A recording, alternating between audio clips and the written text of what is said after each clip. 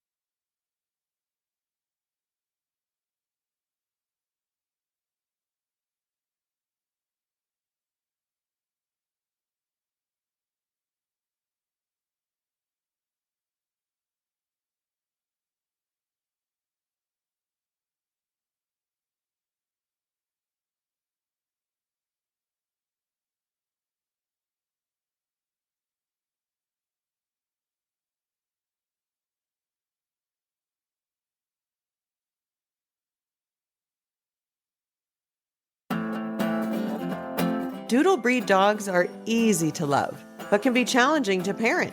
I'm doodle expert Corinne Gearhart, also known as the Doodle Pro, and I'm here to help doodle parents have a more fulfilling and rewarding experience with their doodles. No one has professionally worked with as many different doodle breeds or has more experience with doodles than I have, and I love to share my expertise in a fun, compassionate, and non-judgmental way.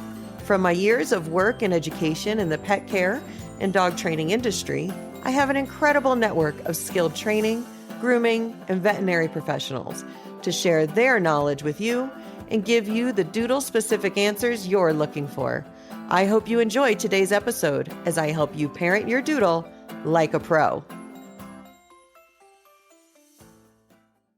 I am thrilled to share with you today Lisa Spector. Lisa is Juilliard-trained. Says her piano playing has gone to the dogs. And I personally play her music for Doodles in my care daily with our shed-free stay care at the Doodle Pro. And I'm excited to share her music and her expertise on how to help your doodles relax with music. Welcome, Lisa. Thank you. It's such an honor to be here. I don't think I've ever talked to a group of all doodle owners. We are unique and fabulous. Because you're unique and fabulous. Oh, you're too kind. Can you share with our listeners a little bit about your concert pianist background and your background with dogs? As I know you've worked with service dogs and you do some work with your present dog as well. Sure. I joke on my podcast that my Juilliard degree has gone to the dogs because I did not plan on that when I went to Juilliard. No one goes to Juilliard and say, I want to play concerts for dogs, but that's what I do. And I grew up on a piano bench, basically. I've been playing since I was 7. And by the time I was 11, I was at the piano 3 hours a day. And that's pretty much all I did all through my childhood. And our family Cocker Spaniel was always by my side. It was just so sweet. Even after she went deaf, I'd sit down at the piano and from upstairs, she'd find me at the piano. It was so sweet. Way back in 2003, when I was also a volunteer puppy raiser for guide dogs for the blind out here in California. I had a very rambunctious 4-month-old puppy, Sanchez, yellow lab. And when you meet trained guide dogs, they're calm and they're centered and they're focused. 4 months old, they're puppies. They're rambunctious. It's still a puppy lab. Exactly. And I also had a group of 4-year-old kids, human kids, and they'd come in crazy, wild, and screaming and yelling. And I wanted to figure out how to settle the kids and get them to focus for their Yeah. class time, for their music class. And so I started studying what was out there in the world of music for children to get them to calm and focus. And I found the right prescription of classical music, and they, like 30 seconds flat, the right Mozart or whatever it was I was playing on the stereo and CDs back in those days, they'd be Mm-hmm. centered and focused in no time, which was Oh, great. And then I looked over at my 4-month-old puppy, and he'd be snoozing, and I'm like, oh my God, I think I'm onto something. I oh, wonder if anyone has ever created music for dogs. And that's how it all began. oh, that's amazing. And then I know that you had an unfortunate injury that then led you on this complete new path. Do you mind sharing that story? Sure. Unfortunate and fortunate in many ways. Of Yes. course, at the time, it felt very unfortunate. 5 years ago, in 2017, I fell and injured my right hand so severely that it's 7 fractures, needing 4 surgeries, a Mm. million alternative therapies, and a medical professional early on told me I would never be playing piano again. Oh, And of course, it was devastating. I proved her wrong because even when my hand was in a cast, I started playing music for left hand only. And then now, 5 years later, I'm playing full concerts, not only dog music, but yes. Rachmaninoff and Chopin sonatas and big works for two hands for people as well. Oh, Yeah. However, I also realized early on when my hand's in a cast and I'm playing music for left hand only, and I had a 10-year history career of creating music for dogs. So in mhm. 2003, when I had that idea and then it developed into research with a veterinary neurologist and then a Mm. launch in 2008 and then 16 albums and so forth. And I stayed with the original company I co-founded for 10 years, left them, and then during my hand recovery was really thinking about my left hand is playing lower frequencies. So Mm. for non-musicians, what that means is lower frequencies are middle of the piano and lower bass. Now, not all instruments have access to lower frequencies. Violin does not, flute does not, oboe does not. Higher frequency instruments, just they're beautiful, they just sound different. I thought about all the research I had been involved with and also read that worked for dogs, playing music for them compared to control groups with no music, Mm. compared to TV, compared to classical, heavy metal, jazz, and so forth. And one of the things that all the research had in common is that lower frequencies have been proven over and over to calm the canine nervous system. I'm going to Mm. put this really simply for your doodle listeners. It's nighttime, let's say, and it's just sweet time. It's quieter in the house. The kids are asleep. And you kiss your dog goodnight. And you say, good girl, good Mhm. boy. You just don't even think about it, but you instinctively drop your voice to a lower volume, probably volume also, but lower frequency, Right. lower register. And you're using long legato sounds. You generally wouldn't say, good girl. You'd just say, good girl, good boy. If your Mm. dog is about to cross the street and you want to get his or her attention really fast because there's a car coming, you're going to Yeah. instinctively go into high pitched, short staccato, high frequency notes. Fido, here. You're just going to do that without even thinking about it because the Right. Fido here is not going to get his attention really fast because the higher frequency charges your dog's nervous system.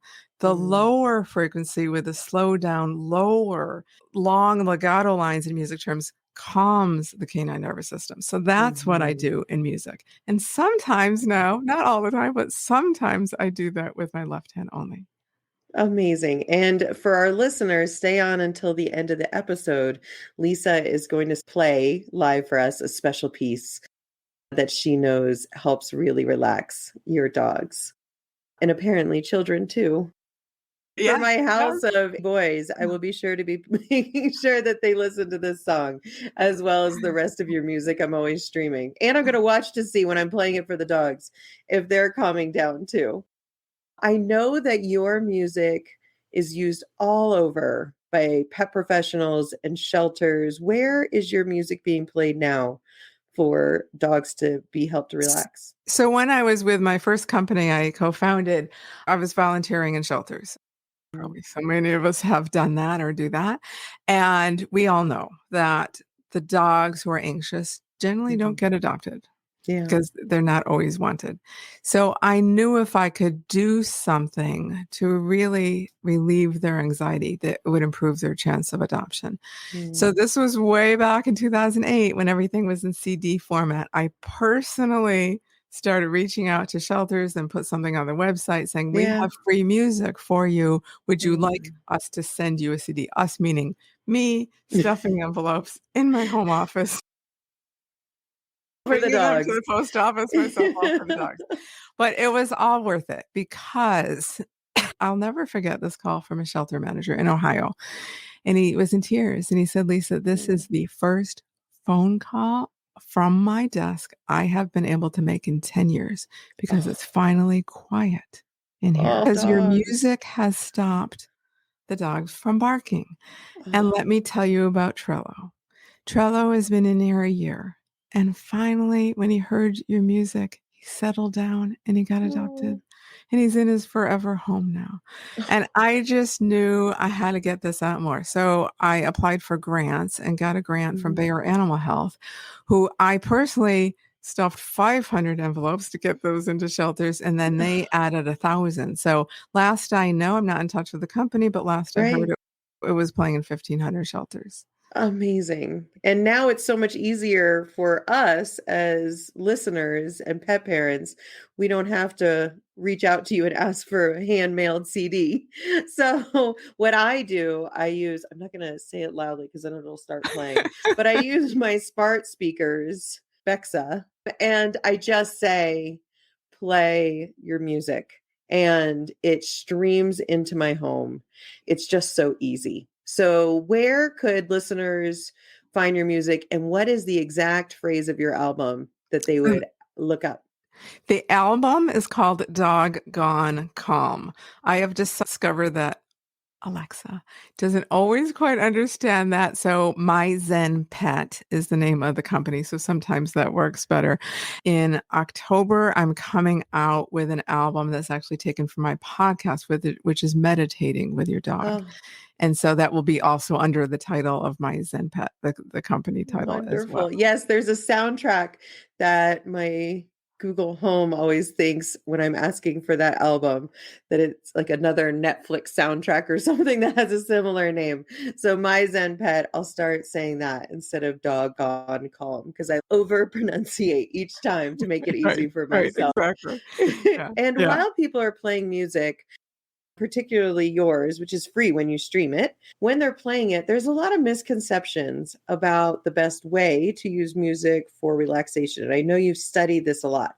Some people will just turn on the TV and leave the house, or they'll turn the music really loud, trying to mask any outside sounds, like other dogs barking or the garbage truck or something, or they turn it on right when they're leaving the house. What are your tips and tricks to be able to maximize the relaxation of music like yours? Good question. I have things I'm starting to really teach people. Sound is a thing. It's just an invisible thing. So it's sometimes easy to forget as humans. But we have to remember that dogs hear almost twice the hertz range as we do. So what that means is they can hear almost twice as far, and their frequency range from their bass to their treble, the high, is more extreme than ours. So we're at 20 hertz if we're, let's say, middle age or younger. Dogs are about 45 hertz if they haven't lost some of the hearing. Cats are, by the way, are almost twice as high as dogs. So they may be hearing things you don't hear. And so when people say to me, I know I'm aware of sound, I leave the TV on all day, I would go bonkers if the TV is, and I only have half the hertz range my dog has. And you have no control whatsoever what is coming on that TV. There might be gunshots, there might be construction noise, there might be beeping, there might be traffic, there might be airplanes, anything that actually could cause your dog anxiety. I'd rather be home in silence all day than TV going on. So also when people say, I play my classical music station and classical music app. That's a fabulous start. It really is. I commend them for their awareness that their dog's sound is really important. But again, you don't have control. Now I listen to classical music through streaming or through, well, it used to be the local station and now it's a global app, which is the case in most places. But let's say it's 4 p.m. when it used to be a station and it was local. At 4 p.m, believe me, they are not putting anything on to discharge my nervous system. They're trying to charge my nervous system. So they might put on a Mahler symphony, Berlioz Fantastique, a piece with 120 to 140 piece orchestra that's loud and that has all the booming that may cause your dog anxiety. So when you use music that's really specially designed for dogs, that's based on research, that is what really makes you a really sound aware doodle pet parent. So that's really, it's probably Doodle Pet Parent 2.0, maybe. Oh, we're always striving for that. We would like to parent like a pro. Yeah, here. exactly. So, yes. Exactly. That will get you there. So there's what you're playing, there's the frequency of which you play it, and then there's the volume. So don't let me forget volume. It's really important. But let's talk about by frequency is how often you play it. I'm using that word differently now.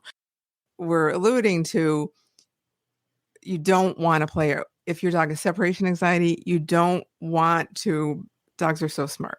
They're watching us all the time. They're listening to us all the time. They're looking for patterns in everything. And if they see a pattern, you put on your shoes, you pick up your keys, you put on the music. They're like, it's panic time.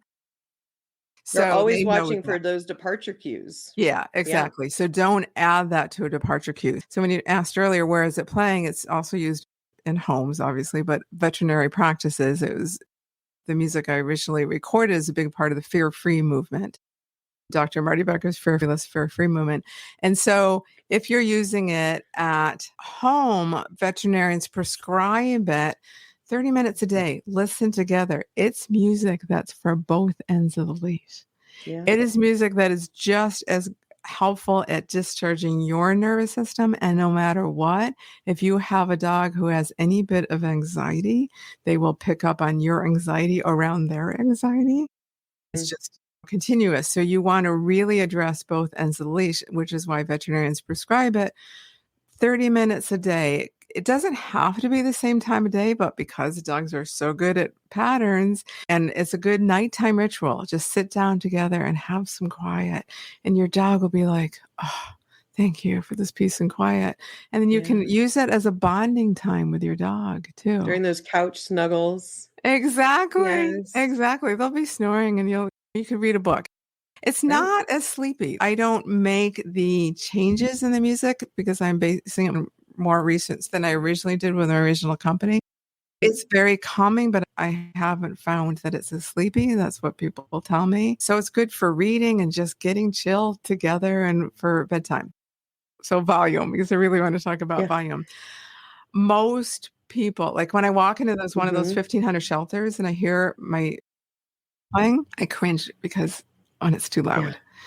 Because it's not about masking sounds. It's about calming the canine nervous system. So it doesn't need to be too loud to calm the canine nervous system. And it wants to be a really gentle volume. What is that volume? You want to pay attention to your dog to find that out. But I would say play it at a volume that if you were home all day or for a few hours listening, what volume would be comfortable for you that you could still hear other things, be comfortable for you, and then just lower it a tad, knowing that your dog is so much more sensitive to sound. That's a great measurement there. And when you were discussing earlier about frequency, by playing it regularly together during happy, connected moments, you have divorced it from those departure cues. Exactly. So now when the dog hears the music, your doodle isn't anticipating isolation or being alone.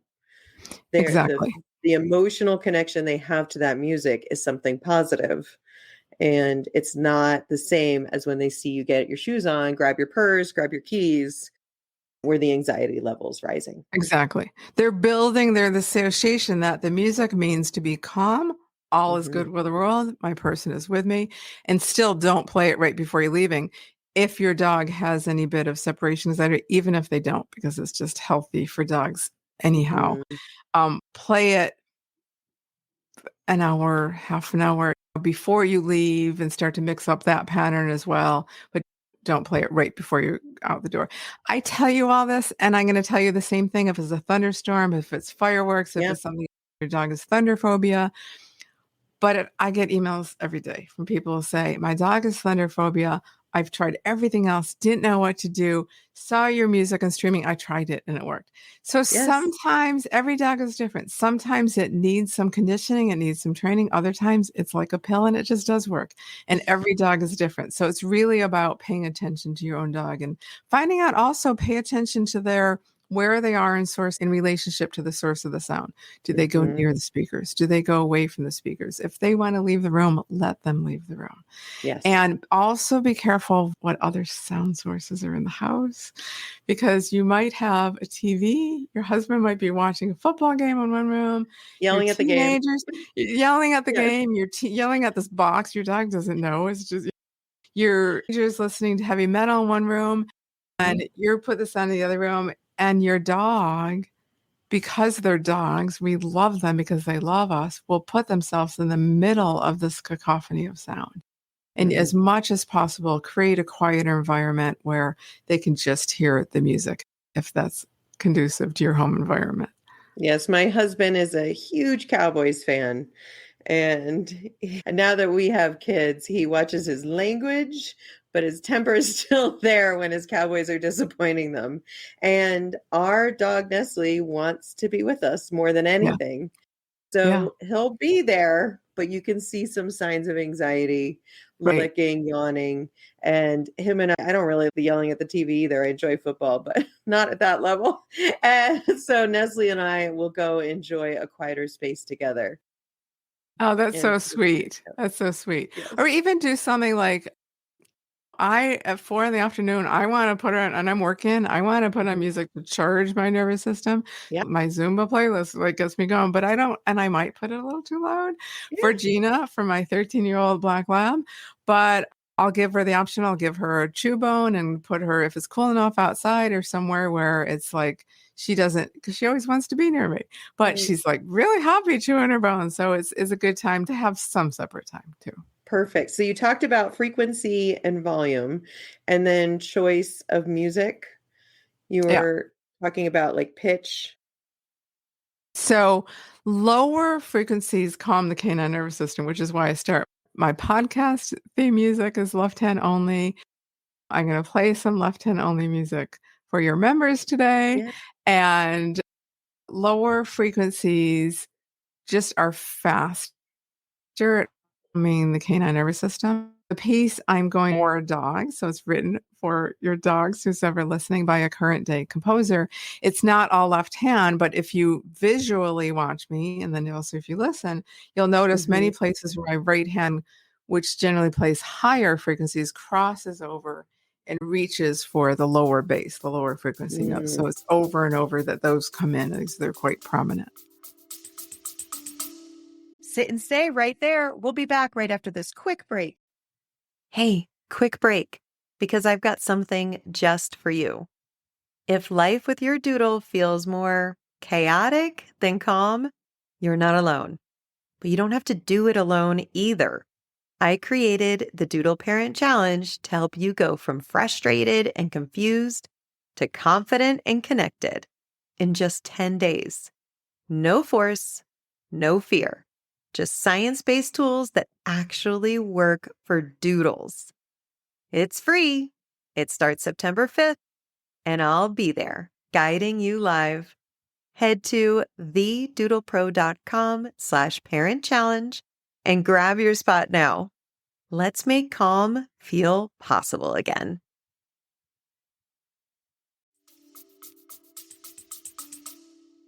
Excellent. And listeners, stay tuned because Lisa's going to be playing one of her favorite songs for you at the end of this episode. So we're almost there. So you get to hear what she's talking about. Lisa, you mentioned your podcast. So we're already could stream Doggone Calm or My Zen Pet works better with the smart speakers when you ask for them. We can already stream those for free. And then what is your podcast about? So my podcast is My Zen Pet, which is the name of the company. It is Yeah. the first podcast with music for pet stress. So season 1 was a little different than season 2. So season 1 was all micro podcasts, so short 10 minutes episodes or net less. This season 2 is I do 3 of those once a week, every Wednesday, Woof Wednesday. And then 1 a month, I do a podcast interview. So I'm rotating a little bit. In season 1, I had meditations, and those are turning into an album. And as a podcast host, we're always experimenting. But I combine a piece of music with something in the My Zen Pet music system, some tip, whether it's volume, whether it's frequency, whatever it is, about educating people on the importance of creating a dog sound friendly home environment and what they can do for their dog's anxiety and also just for overall good dog health, sound health. I love it. And you described how vets can prescribe separation anxiety dogs listening like 30 minutes a day. And that could be like the 2.0 pro parent level. I can share one of our members in the Doodle Pro Society has a real phobia of fireworks. And those were just continuing in Denver on the 4th of July. And I shared with them your album.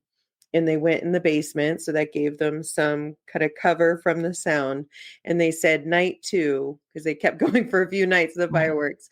Night 2 was so much better. And they saw such a difference with your fantastic. music. Yes, Keanu Fantastic. is the name of the Aussie Doodle. He's the most handsome boy, just like the celebrity. And the nice thing is that member noticed, I'm sure you talk about this all the time, is little by little. That's something I learned in my right hand recovery. It's noticing the little changes. So night 2 might have been a little bit better. Night 3 is a little bit better.